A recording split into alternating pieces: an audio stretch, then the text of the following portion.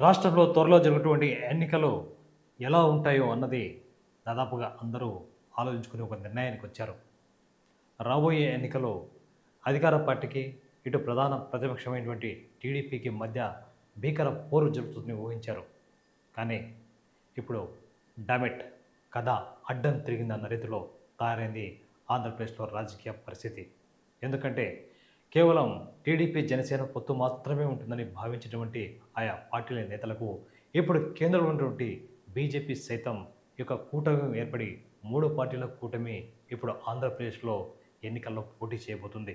మరి ఈ నేపథ్యంలో ఆంధ్రప్రదేశ్‌లో ఈ యొక్క 3 కూటమిల సఖ్యత ఎలా ఉందో చూడాలంటే మరి వాస్తవ రాజకీయ పరిస్థితి ఏమిటనేది కాస్త గ్రౌండ్ లెవెల్‌కి వెళ్ళక తప్పదు. మొన్నటికి మొన్న ఈ యొక్క పొత్తుల సందర్భంగా బీజేపీకి, టీడీపీకి మధ్య పొత్తు ఉంటుందా లేదా అన్న చర్చ నలిగి, నలిగి, నలిగి ఎట్టకేలకు పొత్తు ఉంటుందన్న విషయం క్లారిటీ వచ్చింది. ఈ సందర్భంగా పొత్తుల్లో భాగంగా టీడీపీ, జనసేన అయితే మొదటి విడతగా 99 మంది అభ్యర్థులకు సంబంధించిన లిస్టును మరి బహిరంగంగా ప్రకటించి తమ సంసిద్ధతను వ్యక్తం చేశారు. మరి ఈ నేపథ్యంలో మరి బీజేపీ కూడా నేడు రేపు, నేడు రేపు అంటూ కూడక ఈ యొక్క చర్చలు సాగదీసి ఆ తర్వాత ఎట్టకేలకు ఈ యొక్క పొత్తు ఖరారు చేసుకొని 3 పార్టీల కూటమిగా రాబోయే ఎన్నికల్లో ప్రజల ముందుకు రాబోతున్నారు. అయితే ఈ నేపథ్యంలో కూటమి ఏర్పడిన తర్వాత వచ్చేటువంటి ఓ ప్రకటన ఇప్పుడు టీడీపీకి కాస్త ఇబ్బందికరంగా మారింది. అదే సిఏఏ సిటిజన్షిప్ అమెండ్మెంట్ యాక్ట్. మరి ఈ యాక్ట్‌కి సంబంధించి జరుగుతున్నటువంటి పరిణామాలు గమనిస్తే ఈ యొక్క ముస్లిం సామాజిక వర్గానికి ఈ యొక్క చట్టం చాలా వ్యతిరేకంగా ఉందని, ఈ చట్టాన్ని రద్దు చేయాలని పలు రాజకీయ పార్టీలు కోరుతున్నాయి.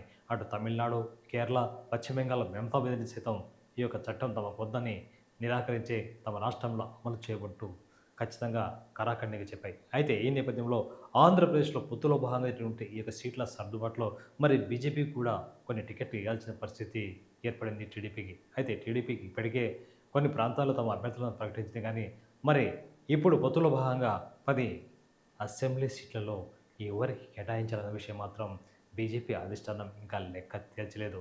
అయితే కేంద్ర అధిష్టానం మాత్రం రాష్ట్ర అధిష్టానం పరిధిలోనే ఆ సమస్యను, ఆ వివరాలను తెలుసుకోవాలని స్పష్టం చేసింది. కానీ ప్రస్తుతం ఆంధ్రప్రదేశ్‌లో మాత్రం అందుకు విరుద్ధంగా కనిపిస్తుంది. కూటమి అయితే ఏర్పడింది కానీ కూటమిని కలుపుకోబోయే నాయకత్వం ఇక్కడ ఎక్కడా కనిపించట్లేదు. అందుకు ఉదాహరణగానే కర్నూలు ఉమ్మడి జిల్లాలో గమనిస్తే మరి అదే పరిస్థితి కనిపిస్తుంది. మొన్నటి వరకు ఈ యొక్క కర్నూలు జిల్లాలో బీజేపీ ఎక్కడా అని వెతుకునే పరిస్థితి.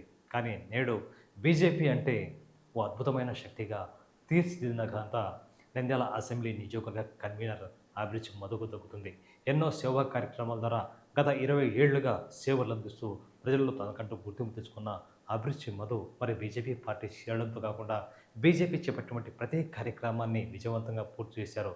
ఇక పల్లె బాట కానివ్వండి, పల్లె నిద్ర కానివ్వండి, ప్రజా పోరు కానివ్వండి, ఇలా ఏ కార్యక్రమం తీసుకున్నా కూడా మరి జనంలోకి తీసుకెళ్ళి బీజేపీని గ్రామీణ స్థాయి నుంచి పునరుద్ధరణ చేసి ప్రతి గ్రామంలోనూ బీజేపీ జెండా కనిపించే విధంగా ఆయన చేసిన ప్రయత్నాలను పార్టీ అధిష్టానం గుర్తించింది. అందులో భాగంగానే కూటమి కంటే ముందే ఈ యొక్క నంద్యాల అసెంబ్లీ నియోజకవర్గానికి సంబంధించి పొత్తు అంటూ జరిగితే అందుకు అభిరుచి మధుకు ఖచ్చితంగా సీటు ఇవ్వడం ఖాయమన్న విషయం కూడా అధిష్టానం వద్ద చర్చ జరిగినట్టు సమాచారం. మరి ఈ నేపథ్యంలో మరి అటు ఇటు కొన్నేళ్ళు నానబెట్టిన తర్వాత కూడా మరి ఆంధ్రప్రదేశ్‌లో బీజేపీ, టీడీపీ, జనసేన మధ్య పొత్తు కుదిరింది.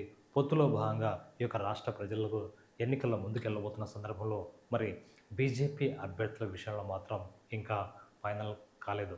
మరి అదేవిధంగా ఇప్పటికే కొన్ని ప్రాంతాల్లో అంటే బీజేపీ అడుగుతున్నటువంటి ప్రాంతాల్లో టీడీపీ, జనసేన తన అభ్యర్థులను ప్రకటించింది. మరి ఆ అభ్యర్థులను మార్చడం ఇప్పుడు 2 పార్టీలకు కాస్త కష్టమే అని చెప్పవచ్చు.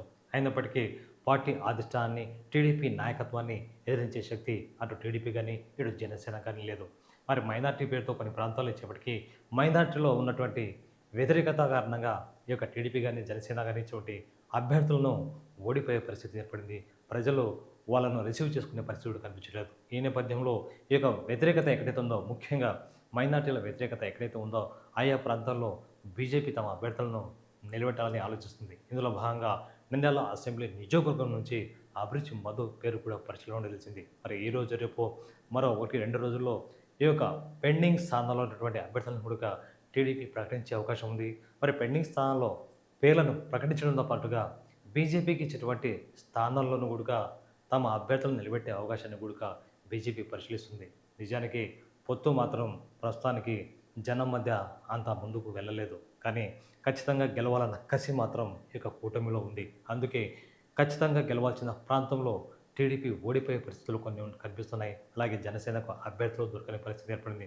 మరి ఈ నేపథ్యంలో మరి పొత్తులో భాగంగా ఈ యొక్క బీజేపీతో జత కూడినటువంటి టీడీపీ కొన్ని స్థానాలను బీజేపీకి అప్పగించే అవకాశం ఉందంటారు. అదే జరిగితే రాష్ట్రంలో కొన్ని ప్రాంతాల్లో మార్పు తథ్యం. అలాగే కర్నూలు ఉమ్మడి జిల్లాలో నంద్యాలలో కూడా పార్టీల నాయకత్వం మేరకు ఈ యొక్క పేరును మార్చే అవకాశం కూడా ఉంది. అంటే ఒకవేళ లెక్కలు అటు ఇటు అయినా కూడా నంద్యాల నియోజకవర్గంలో అభ్యర్థి మార్పు తప్పదన్న సూచనలు కూడా కనిపిస్తున్నాయి. మరి అదే జరిగితే నంద్యాల అసెంబ్లీ నియోజకవర్గ అభ్యర్థిగా కూటమి అభ్యర్థిగా అభిరుచి మధు పేరును ఖరారు చేసే అవకాశం ఉందంటున్నారు రాజకీయ పరిశీలకులు. ప్రస్తుతం పురంధేశ్వరి దగ్గర ఈ యొక్క విషయమై ఇప్పటికే ఒక స్పష్టమైన నిర్ణయానికి వచ్చి తెలిసింది. ఎందుకంటే ప్రస్తుతం నంద్యాల నియోజకవర్గానికి సంబంధించి నంద్యాల జిల్లా అధ్యక్ష పదవి కూడా అభిరుచి కట్టబెట్టడానికి మరి బీజేపీ అధిష్టానం పూర్తి స్థాయిలో చర్యలు తీసుకున్నట్టుగా ఇప్పటికే సూచనాప్రాయంగా అభిరుచి మధు కూడా సమాచారం ఇచ్చి తెలిసింది. మరి జిల్లా అధ్యక్షుడిగా ఉన్నటువంటి అభిరుచి మధును ఖచ్చితంగా నంద్యాల అసెంబ్లీ నుంచి పోటీ చేపిస్తే మంచిదన్న అభిప్రాయం కూడా బీజేపీ శ్రేణుల్లో వ్యక్తమవుతుంది. మరి కొద్ది గంటల్లో మరి 1-2 రోజుల్లో ఈ విషయమై స్పష్టమైన సమాచారం వచ్చే అవకాశం ఉంది. మొత్తానికి రాబోయే ఎన్నికల్లో కూటమి మధ్య ముడిపెట్టినటువంటి ఈ విషయం మరి కొద్ది గంటల్లో వీడనుంది. మరి నంద్యాలలో సైకిల్కు స్పీడ్ తగ్గిస్తారా లేక కమల వికాసానికి జై కొడతారా అనేది పార్టీ అధిష్టానంపై ఆధారపడి ఉంది.